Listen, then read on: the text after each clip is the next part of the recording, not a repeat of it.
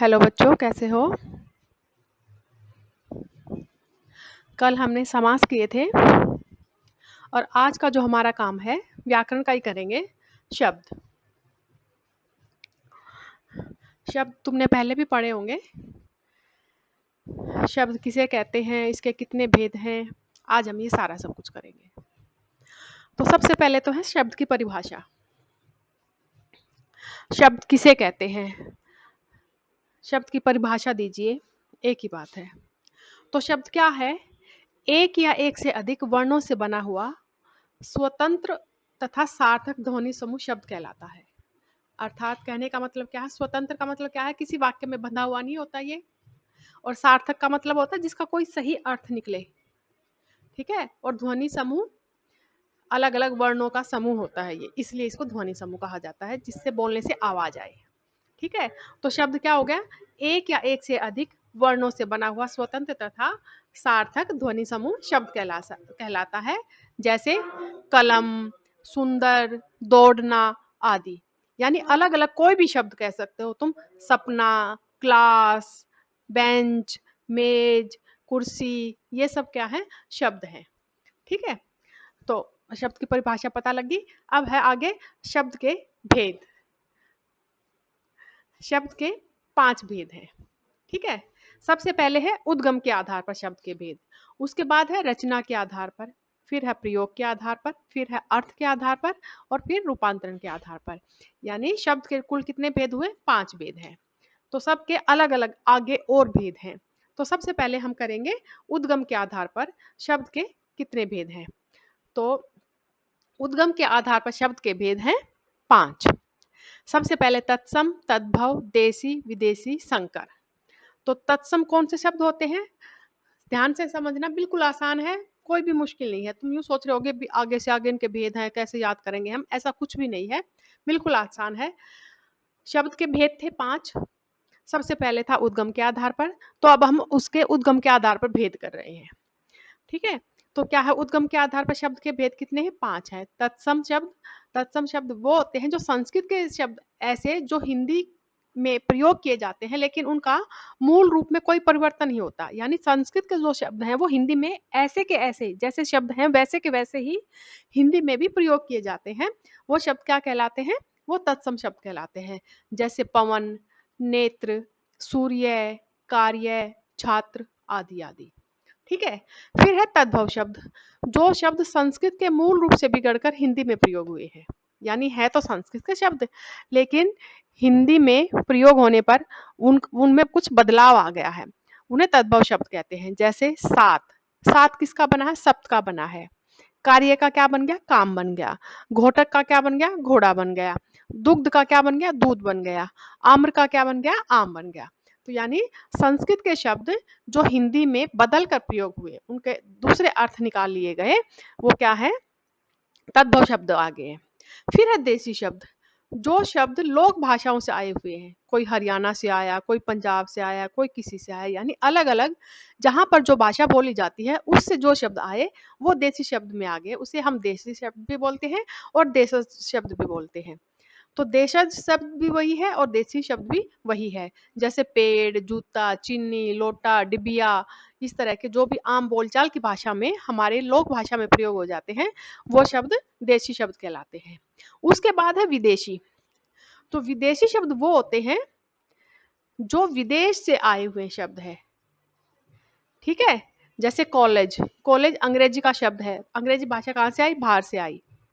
ठीक है। औलाद उर्दू की भाषा है।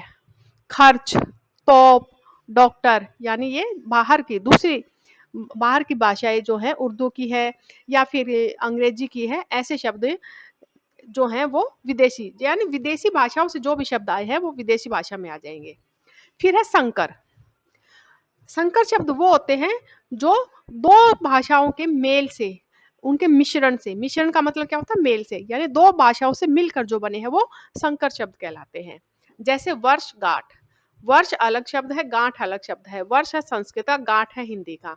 टिकट घर, टिकट अंग्रेजी का है और घर क्या है? देसी है। घड़ी साज, घड़ी हिंदी का है, साज अरबी है, यानी अलग अलग भाषाओं के मेल से जो दो शब्द मिलकर बने हैं उन्हें हम संकर में रखेंगे। तो अब क्या था, हमने कौन सा किया, उद्गम के आधार पर। उद्गम के आधार पर कौन से शब्द हो गए हमारे, 5 भेद हो गए हैं, तत्सम, तद्भव, देशी, विदेशी, संकर। उम्मीद करती हूँ ये तुम्हें समझ में आ गया होगा। अब उसके बाद है हमारा रचना के आधार पर शब्द के भेद। तो हम बताएंगे रचना के आधार पर शब्द के 3 भेद हैं। ये जो तुम्हारे पेपर में आएंगे ना, इनका अलग अलग तरीका आने का, ये भी आ सकता है सिर्फ शब्द किसे कहते हैं, शब्द की परिभाषा दो, उदाहरण सहित वर्णन करो। तो उसमें हम बता देंगे शब्द सार्थक ध्वनि समूह है, वर्णों का सार्थक और स्वतंत्र ध्वनि समूह शब्द कहलाता है। जैसे कमल, घोड़ा, कुत्ता, कुछ भी लिख देंगे हम अलग अलग शब्द, ठीक है। और फिर ऐसे भी आ सकता है शब्द के कितने भेद हैं, तो हम बता देंगे 5 भेद हैं, अर्थ के आधार पर, उद्गम के आधार पर, ये सारे आ जाएंगे। फिर ये भी आ सकता है उद्गम के आधार पर कितने भेद है, जो हमने अभी अभी किए हैं, देसी, विदेशी, शंकर, ठीक है। या फिर अलग से रचना के आधार पर ये नाम पूछ लेंगे, तो टुकड़ों में आएंगे, ये पूरा का पूरा नहीं आएगा तुम्हारे, ठीक है। तो पर हमें याद सारा का सारा करना है, लिखना भी सारा कॉपी में है। तो अब हम करेंगे रचना के आधार पर शब्द के भेद। तो उद्गम के आधार पर कितने भेद थे, 5, तत्सम, तद्भव, देशी, विदेशी, संकर। अब है हमारा रचना के आधार पर। रचना के आधार पर शब्द के कितने भेद हैं, 3 भेद है। नंबर 1 रूढ़, दूसरा यौगिक, तीसरा योग रूढ़। तो रूढ़ क्या है, जो शब्द अन्य शब्दों के मेल से न बने हो, ठीक है, किसी विशेष किसी वस्तु विशेष के अर्थ को प्रकट करते हो, ठीक है, यानी किसी अन्य शब्द के मेल से न बने हो और कोई वस्तु विशेष का अर्थ प्रकट करते हो, जिनके टुकड़े करने पर कोई अर्थ नहीं आता है, उसे रूढ़ शब्द कहते हैं। जैसे कल, अब जैसे अब कल के टुकड़े कर देंगे, कै अलग हो जाएगा, मैं ल अलग हो जाएगा, अब इनके अलग अलग करने से तो कोई अर्थ नहीं निकला ना, यानी जिनके टुकड़े कर देने से कोई अर्थ नहीं निकलता है, और वैसे इनको जोड़ देने से कोई अलग से इनका अर्थ निकलता है। मुंह, अब मुंह को अलग कर दे, है को अलग कर दे, घोड़ा, आदमी, आ को अलग कर दे, दमी को अलग कर दे, या आद को अलग कर दे, मी को अलग कर दे, तो इनका कुछ नहीं अर्थ निकलेगा, तो वो शब्द रूढ़ में होते हैं, ठीक है। अन्य किसी शब्द से न बने हो लेकिन कोई विशेष अर्थ प्रकट करते हो, वो शब्द रूढ़ कहलाते हैं, ठीक है। आगे है यौगिक। यौगिक का मतलब है जोड़, किसी चीज के योग से बनना, यानी जो शब्द दो शब्दों के मेल से बने होने यौगिक शब्द कहते हैं, ठीक है। इन शब्दों में एक रूढ़ शब्द होता है और इसके अतिरिक्त प्रत्यय अथवा उपसर्ग लगा होता है। उपसर्ग प्रत्यय तुमने पढ़े हैं ना, तो वो शब्द के साथ जुड़े हुए होते हैं, ठीक है।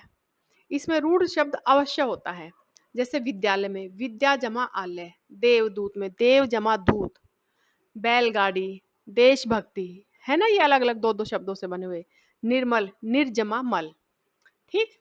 तो क्या है, यौगिक शब्द हो गया वो।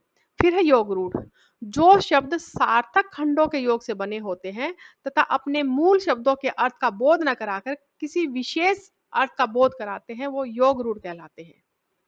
जैसे पंकज, कीचड़ से उत्पन्न होने वाला, किसको कहा जाता है, कमल को बोलते हैं, ठीक है।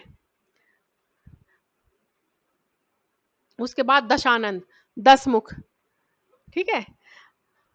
फिर किसके लिए है, रावण के लिए है। पीताम्बर, पीला वस्त्र, किसके लिए है, कृष्ण के लिए है।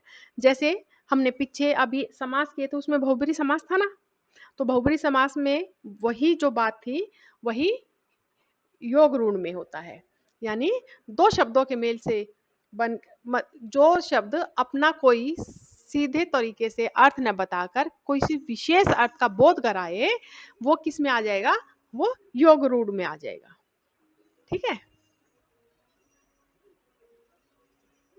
अब है हमारा आगे प्रयोग के आधार पर अर्थ के भेद। तो क्या है, प्रयोग के आधार पर अर्थ के कितने भेद हैं, 2 भेद हैं। नंबर 1 सामान्य और दूसरा है पारिभाषिक। सामान्य क्या, जैसा कि नाम से पता चल रहा है, जो शब्द सामान्य जीवन में प्रयोग होते हैं वो सामान्य शब्द कहलाते हैं, जैसे सुबह, शाम, आम, मनुष्य आदि, घर वगैरह वगैरह जो भी है, ठीक है। तो जो आम बोलचाल में हम शब्दों का प्रयोग करते हैं वो सामान्य शब्द हो जाते हैं। नंबर 2 पे आता है पारिभाषिक। पारिभाषिक में कौन से शब्द आते हैं, जो शब्द विभिन्न शास्त्रों में किसी विशेष अर्थ को प्रयोग किए जाते हैं, पारिभाषिक शब्द कहलाते हैं। इन्हें तकनीकी शब्द भी कैसे हैं, जैसे प्रधानमंत्री, रसायन, निदेशक, कर्मचारी, सर्वनाम, इस तरह के, ठीक है। तो वो किस में आ जाएंगे, पारिभाषिक में आ जाएंगे। फिर उसके बाद है अर्थ के आधार पर। अर्थ के आधार पर शब्द के कितने भेद हैं, अर्थ के आधार पर शब्द के 4 भेद हैं। सबसे पहले आएगा एकार्थी। एकार्थी क्या हो गया, जिन शब्दों का एक ही साधारण अर्थ होता है उन्हें एकार्थी शब्द होते हैं या एकार्थी शब्द कहलाते हैं। जैसे भारतवर्ष, यानी भारतवर्ष का नाम लेते ही देश, हमारा जो देश है भारत, उसके लिए है। हिमालय, हिमालय का नाम आते ही जो हिमालय की पहाड़े हैं उसी के बारे में एकदम से ध्यान जाता है। गंगा, गंगा का नाम आते ही हमारा ध्यान किस पे जाएगा, गंगा नदी पर। पुस्तक, पुस्तक पढ़ते ही हमारा ध्यान पुस्तक पे जाएगा। ठीक है, तो क्या है, जिसका एक ही अर्थ निकलता है वो एकार्थी में आता है। उसके बाद है अनेकार्थी। अनेकार्थी एक से अधिक, अनेक का मतलब ज्यादा, यानी एक से अधिक अर्थ प्रदान करने वाले शब्द अनेकार्थी कहलाते हैं। ठीक है, और इन शब्दों का प्रसंग बदलने पर ये अलग अलग अर्थ निकलते हैं। जैसे अनेकार्थी में क्या कौन कौन से हैं, अनेकार्थी में देखो, जैसे पर्यायवाची है और समानार्थी है। पर्यायवाची तुमने पहले पढ़े हैं, जैसे पानी है, जल, नीर, वाणी, वारी, सलील, अमृत, सोम, सुधा, अमीय। ठीक है, ये सारे अनेकार्थी में आ जाएंगे। फिर क्या है, विलोम या विपरीतार्थक। विलोम में जो विपरीत होते हैं, जो उल्टे होते हैं, जो शब्द विपरीत अर्थ का बोध कराए, वे शब्द विलोम या विपरीतार्थ शब्द कहलाते हैं। जैसे अपना, पराया, सुख दुख, अमीर गरीब, सज्जन दुर्जन, नीरस सरस, चतुर मूर्ख, ऐसे शब्द इसमें आते हैं। फिर 7वां कौन सा है हमारा, विकारी और अविकारी। विकारी और अविकारी जो है हमारा, ये देखो, जो जो सबसे आखिर में हमारा शब्द के जो भेद थे 5वें नंबर पे, रूपांतर के आधार पर। ठीक है, अर्थ के आधार पर हो गए। ये यहाँ पर जो 5वें नंबर पे रूपांतर के आधार पर थे, वो ये जो है विकारी और अविकारी, ये रूपांतर के आधार पर भेद है। इन्होंने सीधा ये दे दिया ना, विकारी और अविकारी। यहाँ पर ये भी लिख सकते हैं, रूपांतर के आधार पर अर्थ के कितने भेद हैं, 2 हैं, विकारी और अविकारी। ठीक है, तो क्या है, रूपांतर के आधार पर विकारी और अविकारी 2 अर्थ के भेद हैं। विकारी शब्द वो होते हैं जो लिंग, वचन, काल, कारक आदि के कारण जिसमें परिवर्तन हो जाता है, उन्हें विकारी शब्द कहते हैं। जैसे मैं का हम, लड़के का लड़का का लड़के, अच्छा का अच्छे, जाना का जाएंगे। तो ये क्या है, इनमें किसी न किसी वजह से, कभी कहीं लिंग की वजह से, कहीं वचन की वजह से, अलग अलग प्रकार से इनमें परिवर्तन हो जाता है। ठीक है, और अविकारी कौन से होते हैं, जिसमें किसी भी तरह का कोई भी उसके स्वरूप में कोई परिवर्तन नहीं आता, उनमें कोई अंतर नहीं आता है। ठीक है, जो जैसे क्रिया विशेषण, संबंध बोचक, समुद्र बोचक, विस्मयादि बोधक, ये 4 प्रकार के। जैसे अब ये थे तेज, तेज का तेज ही रहेगा, किंतु है किंतु का किंतु ही रहेगा, अथवा है अथवा का अथवा ही रहेगा, इसमें कोई परिवर्तन नहीं होता, और का और ही रहेगा। ठीक है, तो ये थे हमारे शब्द।